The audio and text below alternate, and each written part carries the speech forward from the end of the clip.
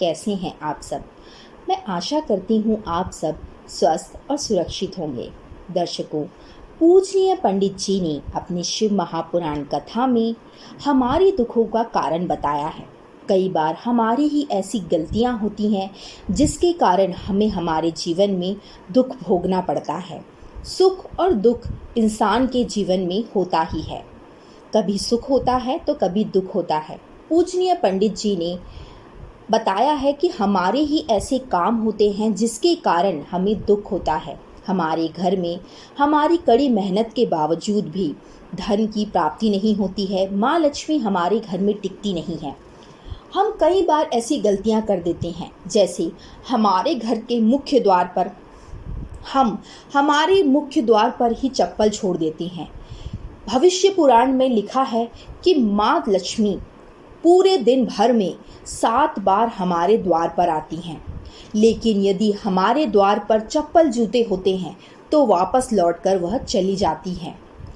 ऐसे में हम उनका अपमान कर रहे होते हैं। भविष्य पुराण में लिखा है कि हर व्यक्ति के भाग्य में सुख है, किंतु कर्म आपके हाथ में है। यदि हमारे कर्म बुरे होंगे तो हमें कभी भी लक्ष्मी की प्राप्ति नहीं होगी। इसलिए आप ध्यान रखें, जब भी आप मंदिर जाते हैं तो मंदिर के भी मुख्य द्वार पर आप चप्पल ना छोड़ें। अगर आप चप्पल छोड़ते हैं और जितनी देर आप भगवान के सामने भगवान की आराधना करते हैं और जितने व्यक्ति आपकी चप्पल जूते लांग कर उस मंदिर में आते हैं, उसका भी जो पाप है, जो समय है, जो भाग्य है, वो आपके खाते में होता है। आपको दुख भोगना पड़ता है। इसलिए मंदिर जाएं तो भी मंदिर के मुख्य द्वार पर कभी भी चप्पल ना उतारें, साइड में चप्पल उतारें।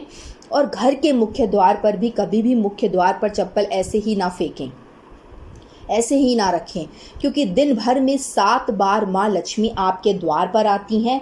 और यदि आप यह गलती करते हैं तो वह आपकी गलती होती है, जिससे आपके घर में कभी भी सुख नहीं आएगा, कभी भी शांति नहीं होगी, कभी भी आपके घर में ग्रह शांति नहीं होगी। घर में कलेश होगा, दरिद्रता का वास होगा। अगर आपके घर में साफ सफाई नहीं रहती है, एक घर के मुख्य द्वार पर साफ सफाई नहीं रहती है, दूसरे मंदिर में और तीसरा रसोई घर में, यदि आपके घर इन 3 जगहों पर कभी भी सफाई नहीं रहती तो माँ लक्ष्मी ऐसे घर में कभी भी वास नहीं करेंगी।